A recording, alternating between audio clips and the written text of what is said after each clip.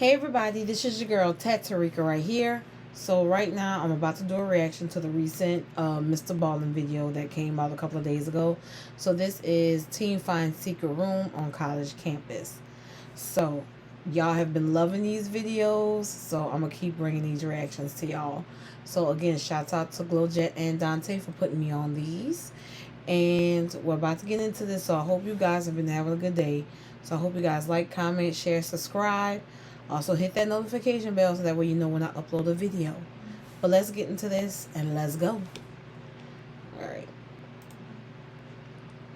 Get into today's stories. If you're a fan of the strange, dark, and mysterious delivered in story format, then you've come to the right place because that's all we do, and we upload once or twice every week. So, if that's of interest to you, please gently pull up behind the like button at a red light, and the instant it turns green, immediately lay on your horn to speed the like button up. Also, please subscribe to our channel and turn on all notifications so you don't miss any of our weekly uploads. Okay, let's get into today's stories.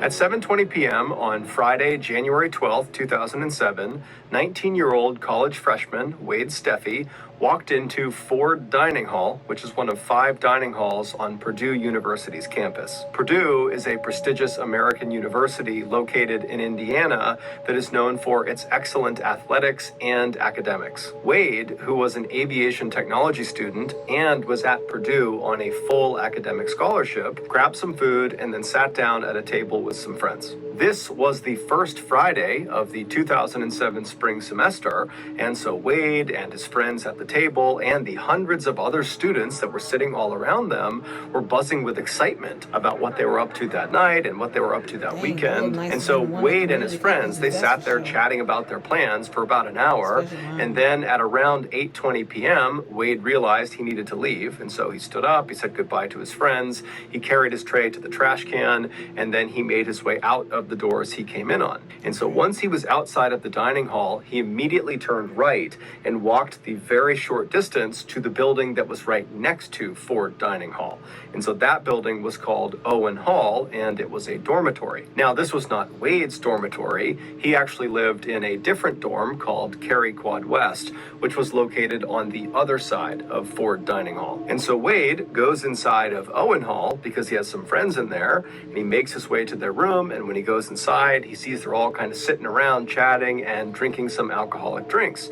And so Wade sits down and he has a couple of drinks and he just hangs out with his friends for about an hour. And so around 9:30 p.m., Wade and the other people he was with in this room, they left Owen Hall and they walked the half mile away from campus to the west to this huge party at a fraternity. And so Wade would stay at this fraternity for several hours until about midnight, at which point he pulled one of his friends aside and he told them that he just remembered he had left his jacket inside of Owen Hall, and so he wanted to go back and retrieve it. The dorms on Purdue's campus all lock at night, and so the only way you can get inside is if you live there and so you have a key, or if you know someone who lives there who will open the door for you. And so during his walk back to Owen Hall, Wade would make 6 phone calls in an attempt to get someone in Owen Hall to open the door for him. But 4 of his phone calls would just be the wrong number. And so the people that were picking up and he was asking to open the door,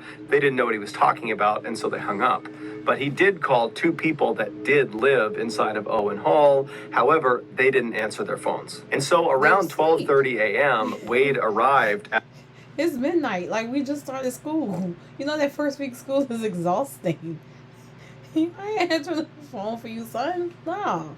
At Owen Hall, he put his phone back in his pocket, and he just walked up to the doors, which were locked, and he just started knocking. And eventually, a resident of Owen Hall, who didn't know Wade, and Wade didn't know them, they heard the knocking, and they came out to the door to see what was going on, and they looked through the glass, and they saw Wade, and apparently, they decided that Wade looked too intoxicated to let into the building, and so they refused him entry. And so Wade apparently stood there, he kept knocking for a little bit, but he eventually just kind of gave up, he turned around, and he walked away. Fast forward a few days to Tuesday, January 16th, and Wade's roommate, who had actually been gone all the past weekend, he returned, and the first thing he noticed when he got back to his dorm was that Wade was not in the dorm. And so he called and texted Wade, but he didn't get a response.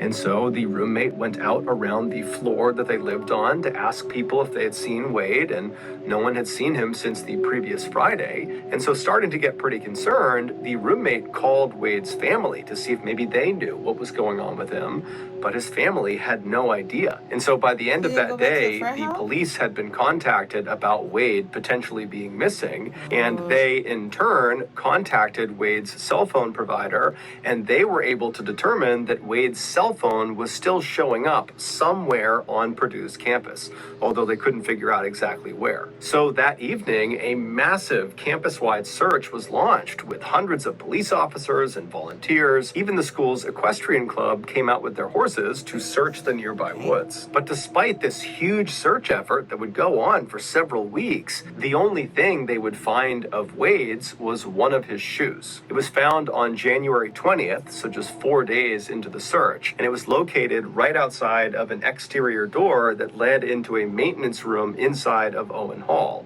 But when they searched this maintenance room, Wade wasn't in there. Finally, after nearly a month of searching, when they still had not found Wade, the official search was called off. On March 19th, roughly 2 months after Wade had been reported missing, a maintenance worker was downstairs in the laundry room of Owen Hall when they heard a strange popping sound. At first, the worker thought it was actually coming from one of the washers or dryers that was on, and maybe there's a loose coin or some piece of metal that was inside of the washer or dryer that's getting banged around inside, and that's making the sound. And so this worker began walking around the laundry room, kind of listening in to each of the washers and dryers that were on.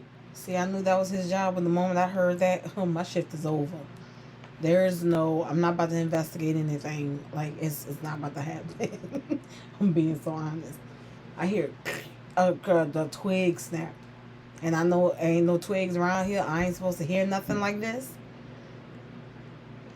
The other person who the next shift gonna have to investigate that. It's not about to be me.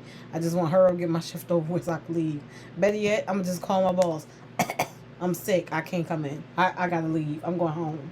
And I wouldn't come back. To see if they were making this sound. And so as he's doing this, he hears the popping sound again, but it's clearly not coming from any of the washers and dryers. In fact, it's not even coming from inside the laundry room. It's coming from somewhere out in the hall. Curious, he leaves the laundry room and he goes out into the hall, and as soon as he's standing in the hall, he hears the popping sound again. And this time, it was obvious that it was coming from behind the closed door that was directly opposite the laundry room. So the worker pulled out his big set of keys, he opened the door that was directly in front of him, and he stepped inside. Moments later, he would make a big discovery. Based on that discovery and the investigation that would follow it, this is a reconstruction of what happened to Wade Steffi. Lord. If you struggle to lose weight, you must see this. You see what I'm talking about? You two with this bullshit? This is the second time. YouTube, y'all gonna stop fucking with me. You see this finger? Alright. Fucking stop it. I'm not playing with y'all. A fact-dissolving loophole has just... In the early morning hours of January 13th, right after Wade had been denied entry into Owen Hall because the student who was in there who didn't know him thought he was too intoxicated, right after that happened, Wade left the front doors and made his way around to the left side of the building to look for another way inside. And when he got to the left side of the building, he found another door. Now, even though this door did not have a sign on it that said "keep out," it was fairly obvious that this door was not designed for students to use. There was a metal railing that lined the outside of this door, clearly to prevent pedestrians from getting to the door, and the door itself was actually not built at ground level. It basically was built at basement level, so you'd be standing at this railing looking down at the door, and down in front of the door door was a slab of cement right out in front of it that gave the door enough clearance to be able to open. And so basically there was a railing around a pit, and that was where the door was. The proper way to get to this door was to literally climb over that railing and jump down into this pit. And then you need a key to open this door because it was always locked. Well, it was supposed to always be locked. And so when Wade saw this clearly off-limits door on the side of Owen Hall, in his drunken state, he decided it would be a good idea to try to go into it. Because in his mind, he thought, whatever is behind this door doesn't really matter. As long as I can just get inside of some part of Owen Hall, I can find my way up to my friend's room and I can get my jacket. And so he rushes over to the railing, he climbs over, he leaps down into that pit area, he grabs the doorknob of this off-limits door and he pulls on it and it's open. So he opens it up, he steps inside, and it's totally pitch black. And all he can hear is the sound of machines humming and whirring in the darkness. And again, in his drunken state, he decides this is still a good idea. His only concern was he couldn't find a light switch, and it really was basically pitch black in here. And he was worried once the door shut, not only would his only light source be totally cut off, but it might actually lock behind him, and then he'd be trapped inside of this room. And so he took off one of his shoes and he... TD coming.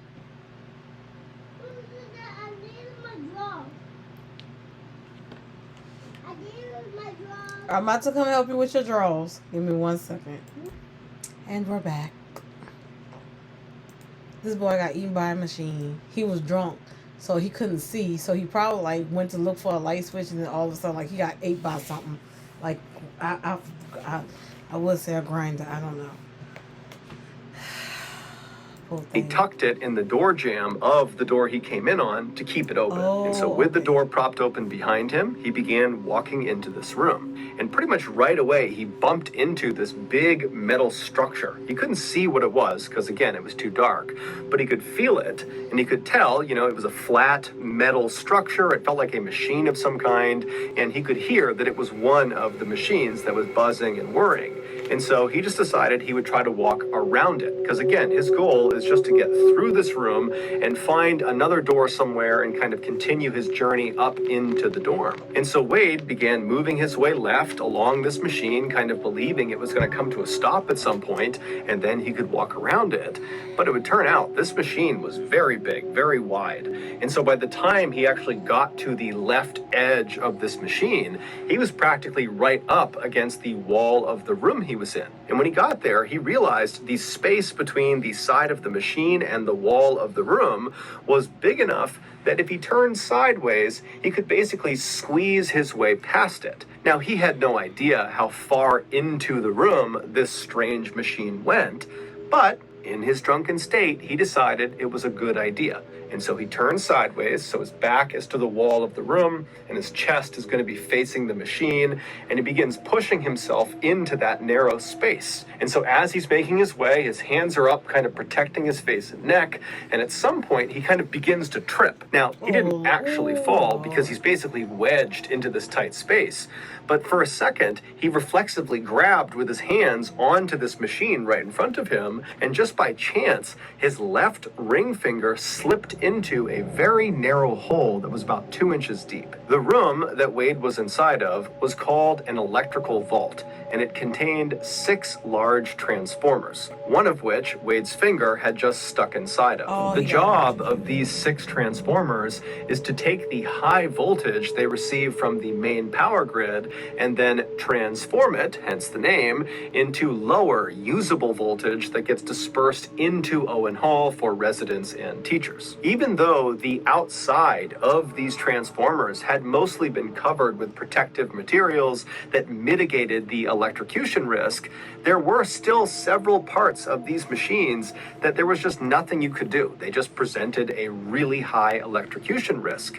And one of those sections you needed to be extra careful with was that 2-inch hole that Wade's finger slipped inside of. At the back of that hole was an exposed electrical conductor. And the second the tip of his finger touched that conductor, between 2,000 and 4,000 volts of electricity were pumped into into his body. For reference, when people get executed via the electric chair, they are electrocuted with 2,000 volts of electricity. Wade likely died instantly. But because of the fact that he was kind of wedged between the transformer and the wall, after he died, he didn't just slump onto the ground.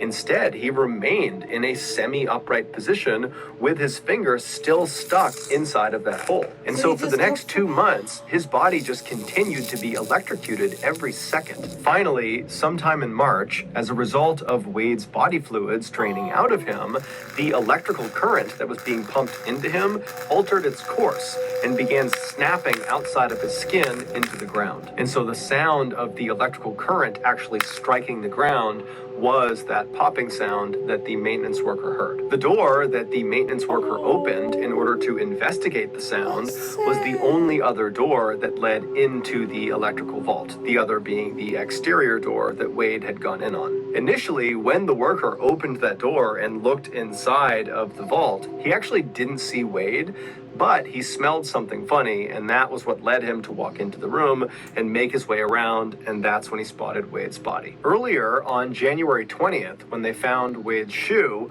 which at some point had just slipped out of the door jamb, so it was not propping open the exterior door when it was found, it was just sitting in that pit area, and the exterior door was shut.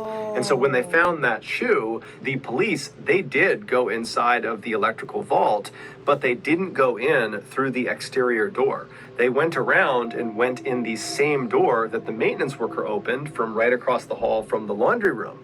And when they opened it up, they just looked into the room. They didn't walk into the room, they just looked from the doorway, and from their perspective, they couldn't see Wade. And so that was why initially they had said, you know, Wade is not inside of that room. Ultimately, because that exterior door to the electrical vault was supposed to be locked at all times, and clearly it was not because that's how Wade got in, Purdue was found to be negligent, and so they agreed to pay Wade's family $500,000, and they also set up a scholarship in Wade's name.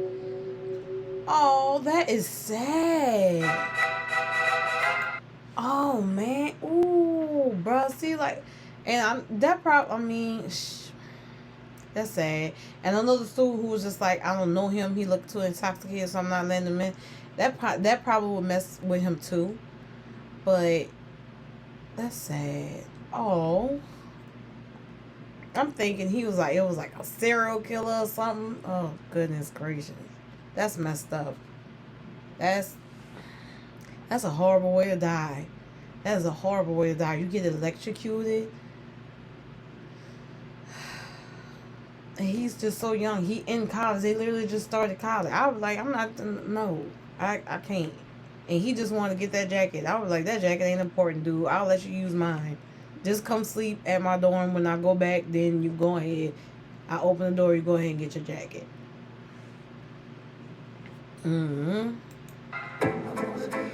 R.P. Wade. Oh. Before we get into our next story, I want to tell you about today's sponsor, BetterHelp. When I first sought out therapy to try to deal with back to the stories. That's the stories. Death Valley. During the California Gold Rush of 1848, hundreds of thousands of Americans living on the east coast of the United States packed up their things in covered wagons and headed west for California to attempt to quite literally strike gold. About a year after the rush started, so in the winter of 1849, a group of about 100 would-be gold prospectors were on their way across the continental United States to California when they got lost in this totally barren stretch of desert, roughly 500 miles from their destination. That's like seriously the second thing I always say, that if that was to happen to me, I just wouldn't know what to do. Like if I was to go to Africa or something, get caught in the Sahara Desert or any type of desert, because first thing I'm thinking of, they got rattlesnakes out here. Ain't got no water. I'm gonna die. Ain't nobody gonna kill because I'm a black person, so they just gonna let me die anyway. They don't kill. And then all these buzzards and vultures gonna come out and just picking at my body after I die of dehydration. That's my worst fear. I just That's what I'm like. Anybody tells us we're going to, what they say, they're going to Arizona, like any states that got the Nevada, Arizona, stuff like that. I'm just like I said, when I'm saying about civilization, i.e. I'm staying in the city. I don't need to go look at the Grand Canyon. With my luck, I'm gonna see something, it's gonna fly in my face, and then I'm gonna fall in the canyon, and I'm just done. I'm not doing that. Destination, which was San Francisco. They would spend the next 2 months driving around this desert looking for a way out, but they wouldn't find it. And so finally, they just stopped, set up camp, and waited to die. But as a last-ditch effort, they sent ahead 2 of their fittest men to try to go out and find help. And miraculously, those 2 men would find help, and it wasn't long before the lost pioneers were going up and over this mountain pass out of the desert out to safety.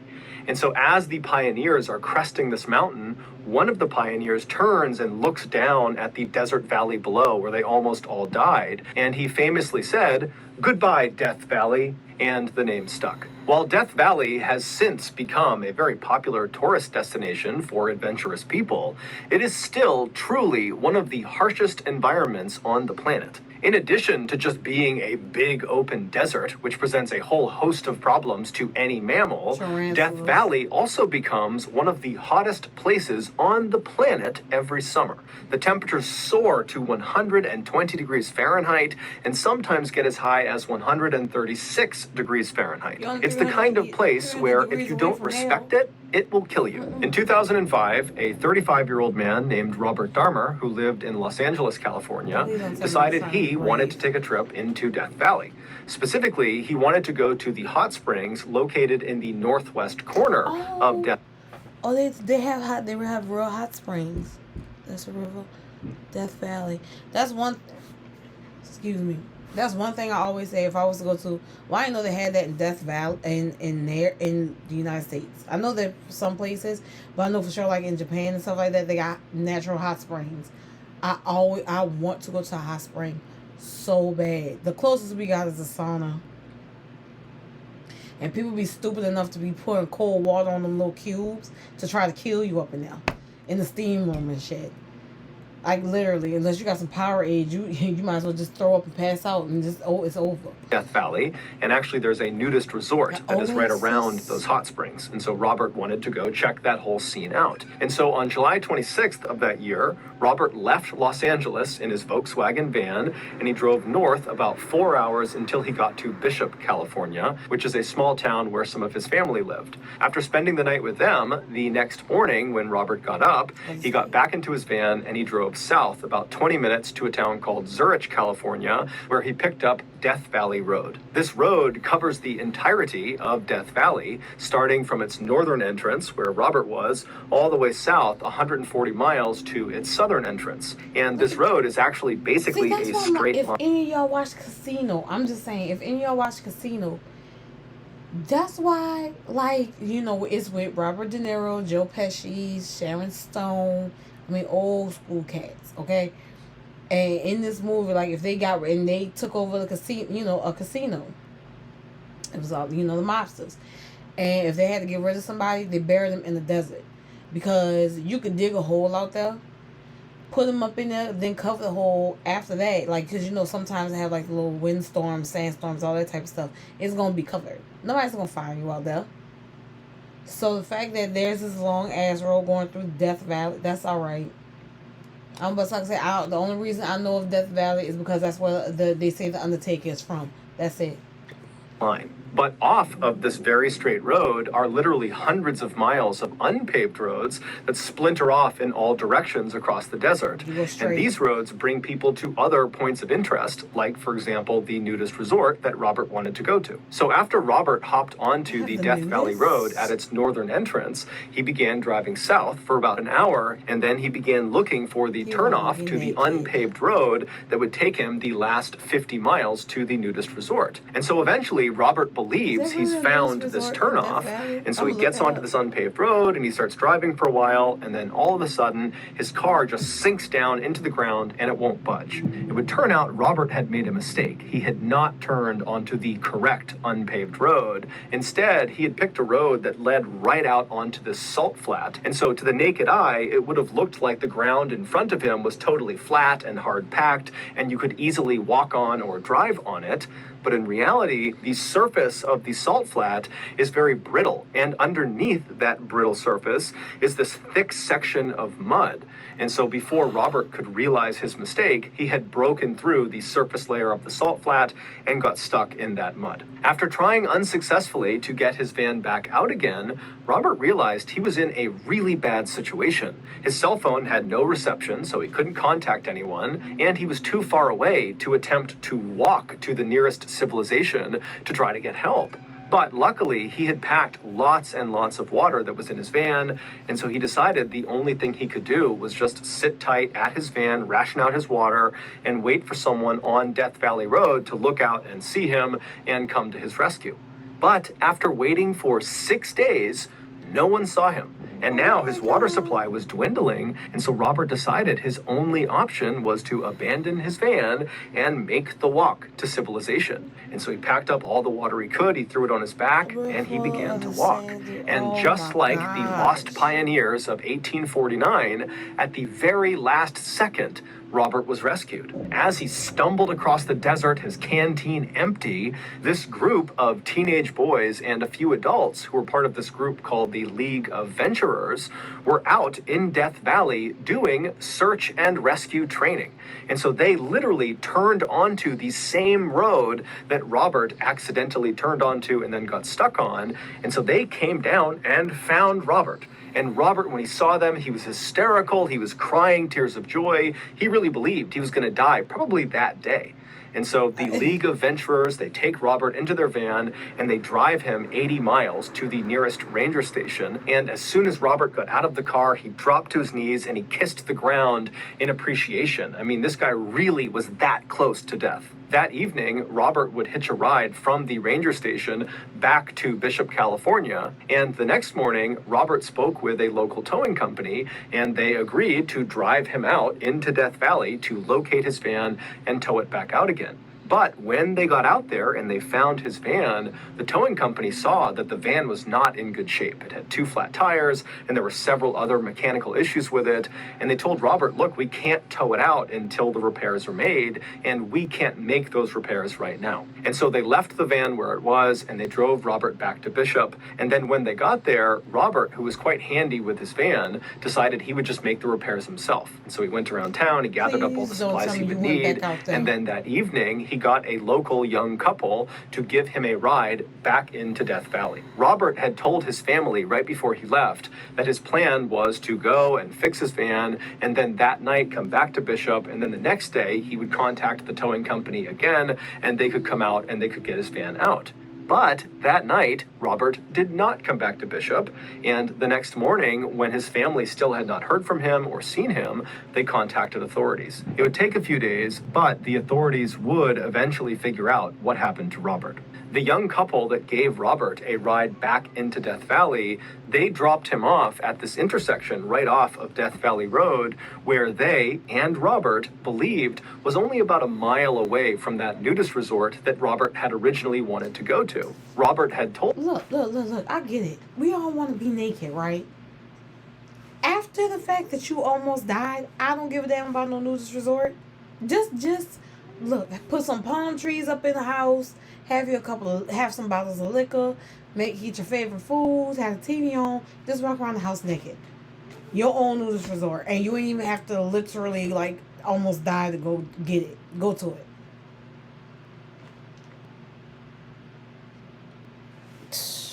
Told the couple that his plan was just to walk from that point. He would go to that resort and he would recruit somebody else to drive him the rest of the way to the van. He could make the repairs and that person would drive him back, and that would be it. So Robert got out, he said thank you to the couple, and he waved to them as they drove off, and then he stashed his van supplies and then turned away from Death Valley Road and began walking along this unpaved road into the desert. However, unbeknownst to Robert or to the couple, the spot he was dropped off was the wrong spot. He was not a mile or less away from this resort. He was about 15 miles away from this resort, and the path was fairly circuitous, so even if he knew the distance, he likely would not have been able to even navigate his way there. And so after wandering down this unpaved road for about 10 miles, Robert left the unpaved road and began heading out into open desert, likely seeking water. Robert would eventually collapse and die just 4 days after he had been rescued from the exact same situation. When his body was found, he didn't have a GPS or a map or even a container for water. It ain't that serious, son. It's not. Like, I'm not fixing up the van. The van is dead. It's done. Get you a new car. I get it. You don't want to even pay a car note. I get it. That's you handy with your van. That's great. Be handy. I cut out carbs, sugar. It was just not sustainable. Boom, I gained it back so fast. This time I feel like I've...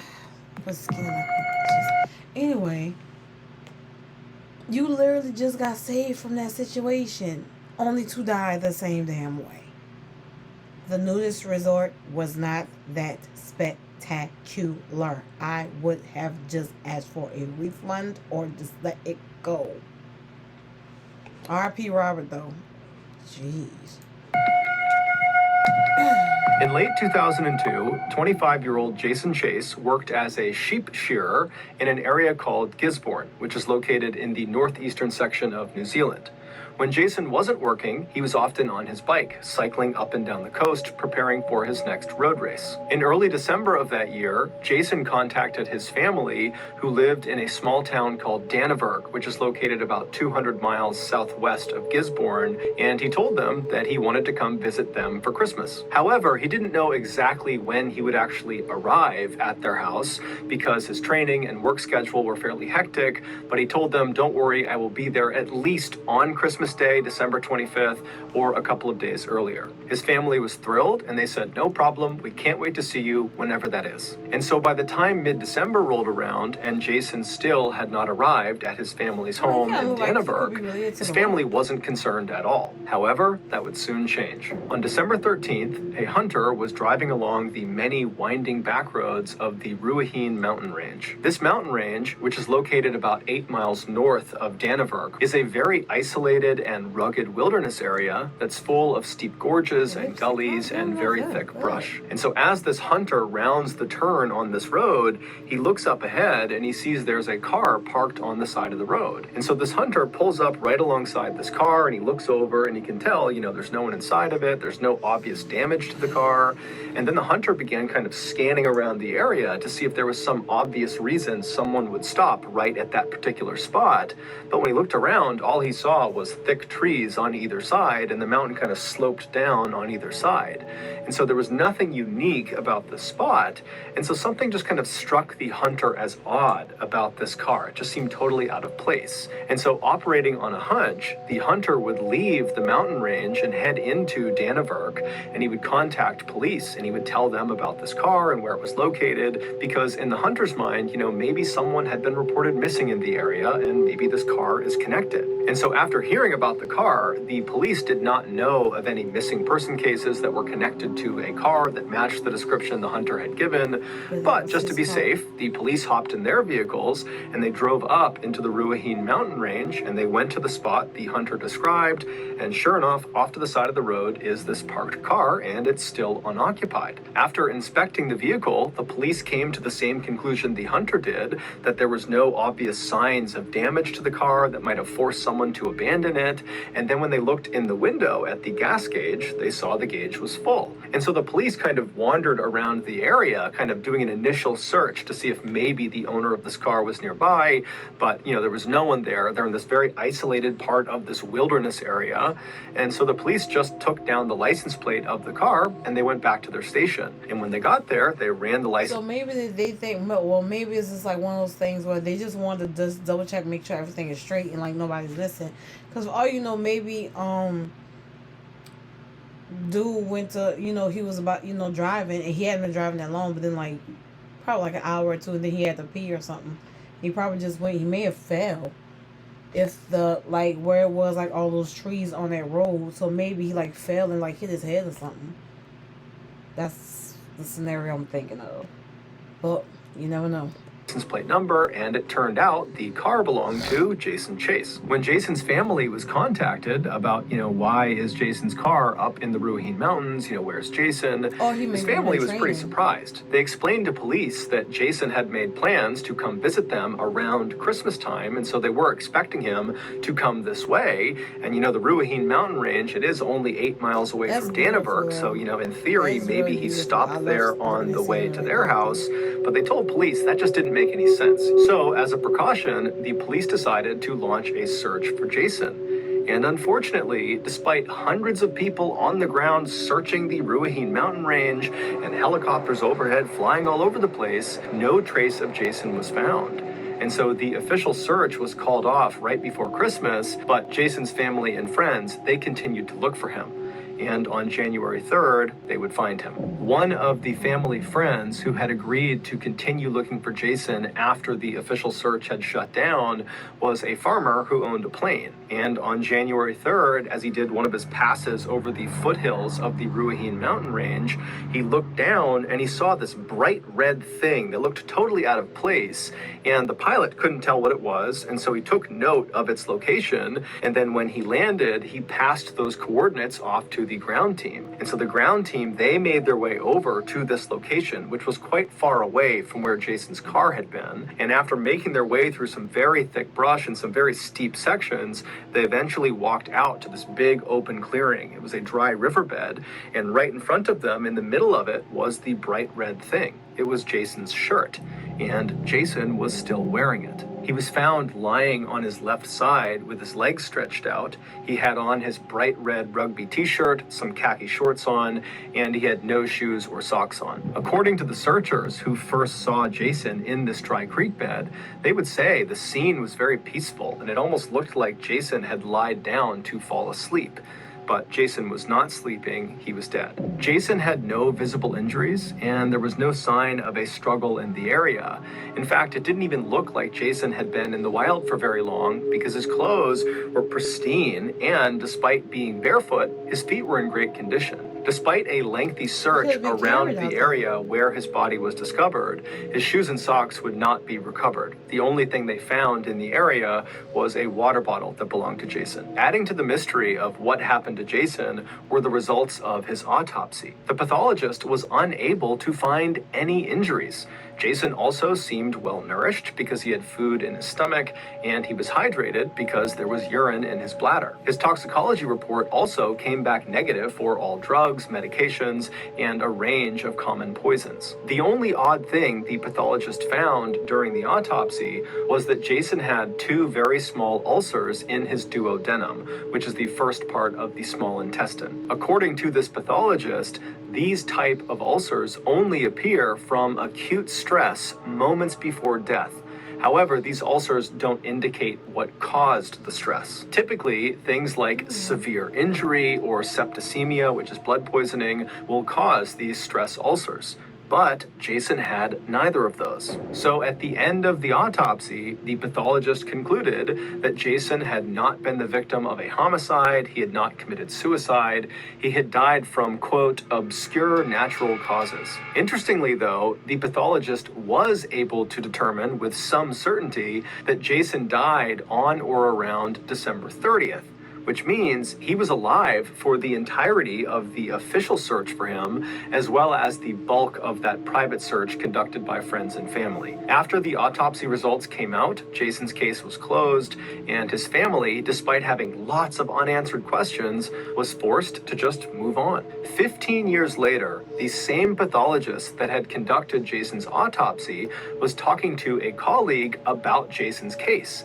And as he was describing where Jason was found, the colleague suddenly stopped the pathologist and said, "Wait a minute, I think I know what happened to him." And it would turn out he did. The following is a reconstruction of what happened to Jason Chase. On December 13th, 2002, Jason left his home in Gisborne and began heading south towards Danneberg, where his family lived. But before he got to his family's home, he took a detour up into the Ruahine mountain range where he eventually parked his car on the side of the road. Once his car was stopped, he got out and collected his backpack and sleeping bag. Those were two items that were never discovered during the search or after his body was found, but it was later determined they were missing from his vehicle. And so after he has his pack and his sleeping bag, he also grabs a water bottle, and then he leaves the main road and begins walking into the woods, making his way down the mountain. He eventually would find a spot on the side of the mountain that he liked, and so he set up a campsite. What happens next is very confusing because we don't actually know why Jason actually went camping in the first place or when he intended to leave. But we can make one assumption. Whatever he was doing in the mountains, he planned on wrapping it up in time to still get to his family's house in Dannevirke on or before Christmas Day, December 25th. Yeah, because what I was thinking of, well, maybe because, you know, he's training and all this type of stuff, maybe he was like gonna get like a little bit of extra training in before he went to his family house. That's what I assumed. But if you was already on your way there, yeah, that's all I was like, why you want to camp? I was just finish the drive and then just go ahead and just, I don't know. He had an ulcer. From Maybe December 13th, when he first got out of his car and entered the wilderness, until December 25th, it's believed Jason was, by choice, out in the wilderness of the Ruahine mountain range. And so as this huge search is launched for him in the area he is in, it's entirely possible that he either did not see any of the searchers. This is a very rugged and heavily forested area, and so that's not totally outlandish. Or two, even if he did see the searchers, he may not have recognized that they were looking for him because remember, during that time frame, he didn't think he was in danger. He was out in the wilderness camping by choice. But sometime around December 25th, or maybe a couple of days before, when he needed to leave and go back to Dannevirke to see his family, after packing up his stuff, for whatever reason, he could not get back up to the road where his car was. Either there was some sort of physical boundary, or maybe he got lost. But either way, instead of going back up the mountain, we know Jason actually turned and began going down the mountain, away from the road and away from his car. It's believed Jason actually just decided he would hike his way out of the mountains. He was in great shape, very healthy guy, and he probably figured he could just hike the 8 miles to Dannevirke, and then he could have someone drive him back up and retrieve his car at a later date. But on or around December 30th, Jason was still out in the mountains. And at this point, he had abandoned his backpack and his sleeping bag and had most likely removed his shoes and socks for reasons we don't know. But he had managed to get much closer to Dannevirke. He just had to navigate a few more steep sections and then he'd be home free. And so on or around December 30th, Jason began slowly making his way down the mountainside until he reached a decision point. He found himself standing at the top of 2 very steep gullies that both would bring him down to a dry stretch of riverbed, and so either option worked. It just became a matter of which one is safer. And so after making his assessment about which gully he should take, he made his choice and he made his way down and he reached the dry riverbed. And it was at this point that Jason would have begun to feel a pain in his stomach. And that pain would have gotten worse and worse and worse to the point where Jason likely sat down on this dry riverbed, kind of waiting for the pain to subside, but it wouldn't. It would only intensify. And so as he's sitting there kind of wondering what's going on, his vision would begin to blur, and then he would start to struggle breathing. And before he could deal with all of these strange symptoms that were coming on really suddenly, he lost the ability to move his body, and he slumped over onto his left side, and there he would lay until he died. It would turn out the gully that Jason had chosen to go down when he was standing at the top and he had those 2 choices, the one he chose, that one contained a plant called Urtica ferox. This plant, which is endemic to New Zealand, grows leaves that are covered in little rigid stinging hairs that contain a toxin called trifidin. And trifidin, in high enough doses, not only causes stomach pain and blurred vision and trouble breathing, but it also causes total body paralysis and even death. Jason, who, according to friends, would have known about the dangers this plant posed, likely just didn't see the cluster of plants when he was assessing which gully to go down.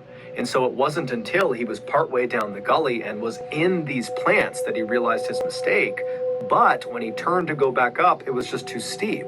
And so he was forced to trudge through these toxic plants.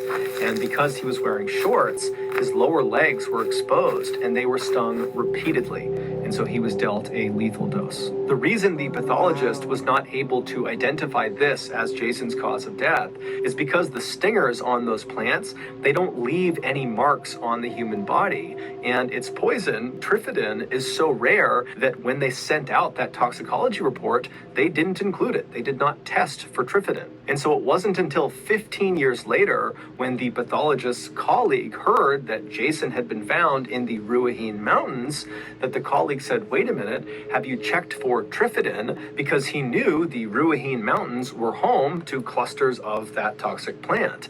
And so sure enough, they went back to where Jason's body had been found, and lining the gully that he had come down were dozens and dozens of those plants. Oh, wow. So that's going to do it. If you got something out of this episode and you haven't done this already, please. See, that's why I don't do camping and all that type of thing. You would, no. That's something that just added to the scenario. Another reason why I wouldn't do that. That's crazy though. All three of the stories are sad. I think probably the saddest one, if I had to say in order, was the first story, then the last story, and then the third story. Because the third story, like, you got saved. You didn't have to. You could have just stayed where you was, but you decided to go back out there. Like, it's still sad, you know. R.I.P. Wade, Robert, and Jason. Like, but yeah, see the second story. No, I'm not going. First of all, it's the fact that the place is called Death Valley in the first place. That's just no. The first word would turn me off rip. But anyway, I hope you guys like this video. You like, comment, share, subscribe. Also hit the notification bell so that way you know when I upload a video. And also hit the subscribe button. Like I said, I appreciate y'all. Also leave me comments of any videos you want to see me react to. But anyway, I love y'all. I appreciate y'all. And I'm going to see y'all for the next one. Later.